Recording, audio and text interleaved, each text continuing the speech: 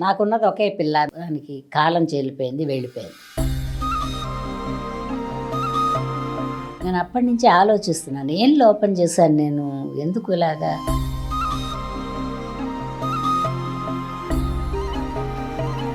వాళ్ళ మైండ్లో ఉండేదేదో మనకి చెప్పరు కానీ కనుక్కోవాలి. నాకు కనుక్కోవడానికి కుదరలేదు. ఎవరైనా లేరు అని తెలిసినప్పుడు మనం తట్టుకోవడం చాలా కష్టం.